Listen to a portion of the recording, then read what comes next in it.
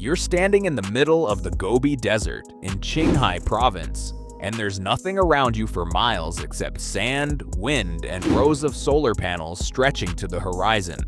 Next to them sits a cluster of white steel tanks, humming quietly, holding something that looks like nothing at all.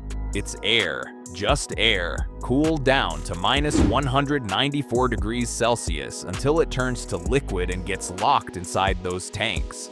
When the sun goes down and the whole desert goes dark, this facility will release that liquid air, let it expand 750 times its size, and use that force to spin turbines for 10 straight hours. That's one breakthrough. It's not the only one, and once you see how many of these are happening at once in the same country in the same few years, it stops looking like coincidence. This same country just made jet fuel out of carbon dioxide and water. It's building machines that split water into hydrogen faster and cheaper than anywhere else on Earth. And its main fusion reactor just broke a physics limit that stood for 40 years. 4 different technologies, developed by different companies, in different provinces, on different timelines, all pointing at the same target, making energy without needing to dig it out of the ground or ship it across an ocean anyone could block. By the end of this video, you'll understand exactly how these pieces connect, and why the company behind one of them was co-founded by a former Tesla executive who used to be Elon Musk's college roommate. If that's the kind of story you're here for, hit like, subscribe, and turn on notifications because we track breakthroughs like this as they happen. Let's start with the weak spot all of this was built to fix. The hallway the whole economy walks through. China imports more than 70 out of every 100 barrels of oil it uses, and almost every one of those barrels crosses the ocean on a ship. Most of those ships squeeze through the Strait of Malacca, a passage between Malaysia and Indonesia that narrows to under 3 kilometers wide at its tightest point.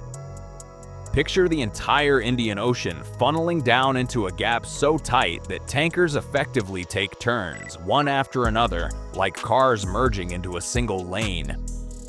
Roughly 1 in every 4 barrels of oil traded globally passes through that single gap.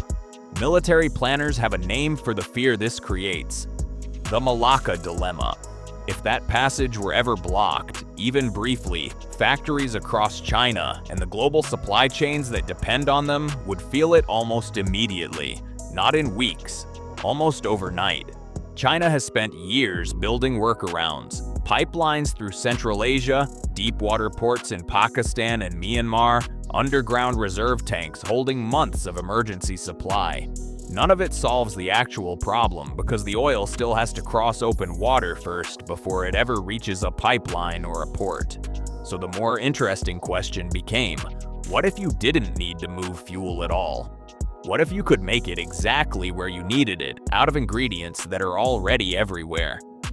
Fuel made from thin air.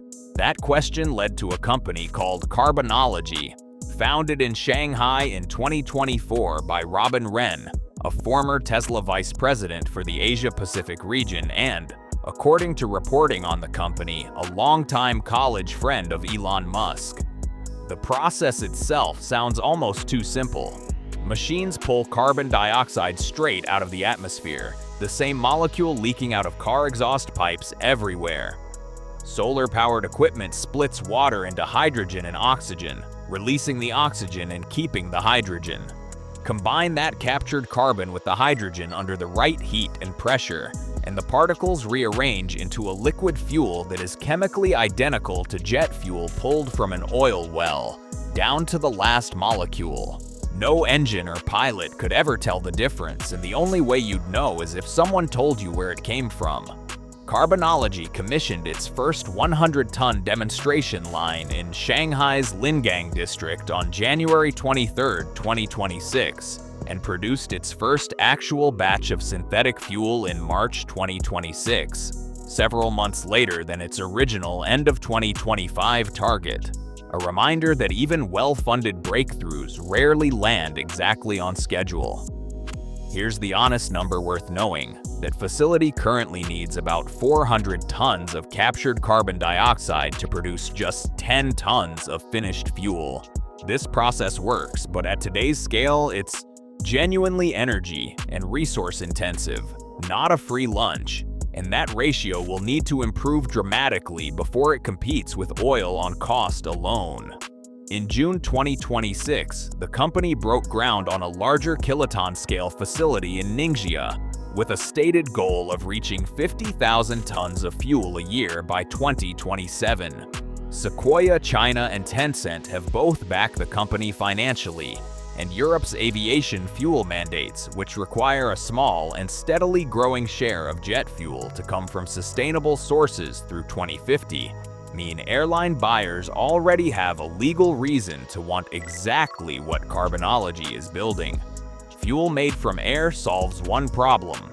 It doesn't solve what happens after dark. Power, frozen solid. That's exactly what the facility in the Gobi Desert you started this video standing inside is built to fix. It's called the Super Air Power Bank, built by the China Green Development Investment Group with the Chinese Academy of Sciences, rated at 60 megawatts and 600 megawatt hours, paired with a 250 megawatt solar farm next door. During the day, surplus solar power that the grid can't absorb runs compressors that clean, compress, and cool ordinary air down to minus 194 degrees Celsius, at which point it turns to liquid and gets stored safely in steel tanks at normal atmospheric pressure. When the grid needs power, that liquid air is warmed back up.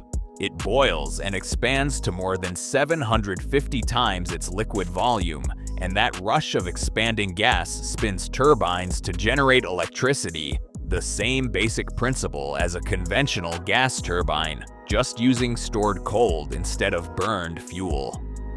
Confirmed and operational as of December 2025, it generates roughly 180 gigawatt hours a year, enough to supply around 30,000 households with a round-trip efficiency above 55%.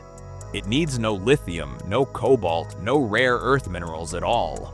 Just air, steel tanks, and cold, using equipment similar to what's already common in other heavy industries.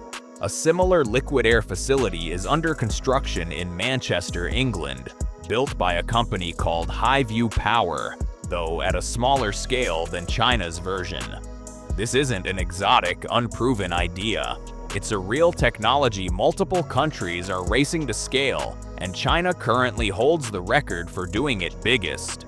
Solar and storage still can't make everything run though. Some industries need an actual fuel they can burn and ship, and that answer comes from a chemical most people only associate with cleaning products: the molecule hiding in plain sight. Ammonia is mostly hydrogen, and hydrogen burns clean, producing only water as exhaust. The problem has always been that hydrogen itself is brutally hard to transport.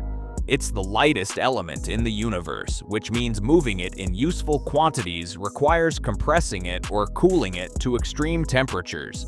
Expensive at any real scale. Packing hydrogen inside ammonia molecules solves that.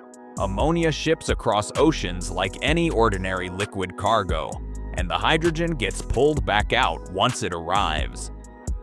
China's Envision Energy switched on what it calls the world's largest green hydrogen and ammonia facility in Chaifeng, Inner Mongolia, producing roughly 320,000 tons of green ammonia a year, powered entirely by renewables.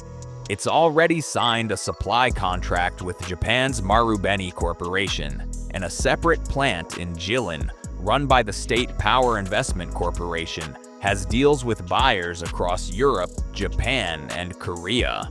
By the end of 2024, China had close to 100 green ammonia projects planned or under construction.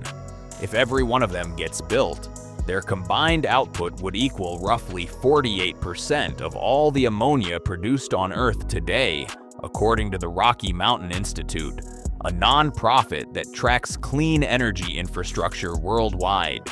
Every one of these technologies, the jet fuel, the frozen air, the ammonia, needs the same core ingredient to actually work at scale: And whoever controls the machine that makes it holds real leverage over how fast the rest of the world can follow.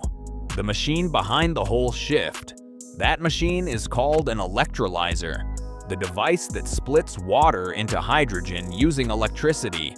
6 years ago, Chinese manufacturers held about 5% of global electrolyzer manufacturing capacity. Today, that figure sits between 60 and 65%. And Chinese firms have pushed PEM electrolyzer prices down by roughly 40% between 2022 and 2024 alone. Through a combination of state, subsidies, manufacturing scale, and rapid iteration. 6 of the world's top 10 electrolyzer manufacturers are now Chinese companies. If a country anywhere in the world wants to build a green hydrogen or ammonia industry of its own, there's a very good chance the core equipment comes from China, priced well below what Western manufacturers currently offer for equivalent capacity. That's the same playbook China already ran in solar panels and wind turbines. Let others invent the underlying technology, then out-manufacture everyone on cost and scale until the supply chain runs mostly through Chinese factories. All 4 of these technologies still share one limitation. They each depend on either sunlight or wind showing up on schedule. There's exactly one technology that wouldn't: the reaction that never stops.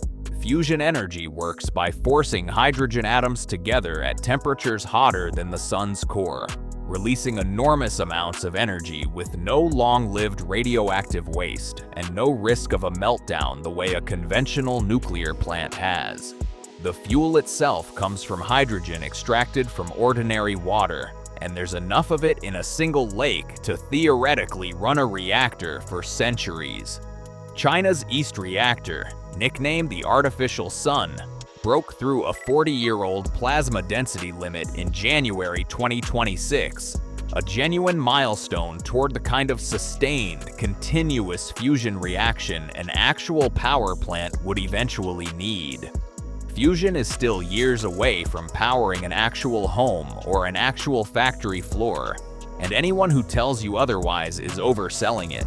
But paired with unlimited clean electricity, every other technology in this video, the jet fuel, the frozen air, the ammonia, the electrolyzers, stops being limited by whether the sun happens to be shining or the wind happens to be blowing that day.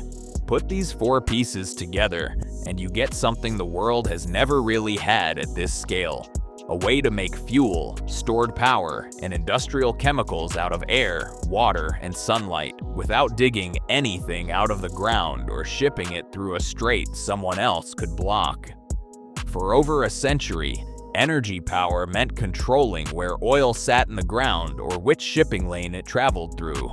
That's why the Strait of Malacca, the Persian Gulf, and pipeline routes across Central Asia have mattered so much for so long.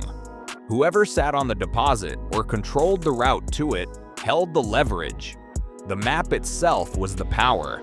If you can make usable energy anywhere using ingredients that exist everywhere, that old kind of leverage starts to fade. It stops being about who owns the oil field. It becomes about who builds and sells the machines that turn air and water into fuel, storage, and fertilizer. And right now, one country is building those machines faster, cheaper, and at greater scale than anywhere else, including the United States and Europe, where electrolyzer manufacturing costs still run well above China's. None of this is a prediction anymore.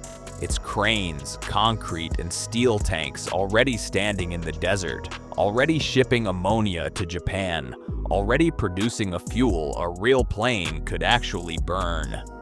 Hydrogen output keeps multiplying. Entire refineries are being redesigned around synthetic inputs instead of crude oil. The old oil economy isn't going to announce its own ending with a press release.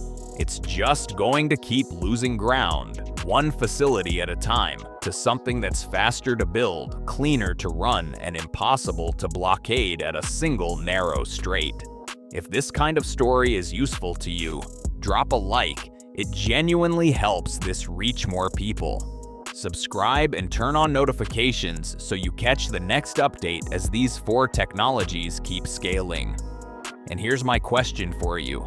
If energy really can be made anywhere out of just air and water, which country do you think is the least prepared for what that does to the way the world currently runs on oil? And would that country be able to catch up in time, or is this lead already too large to close? Let me know in the comments below.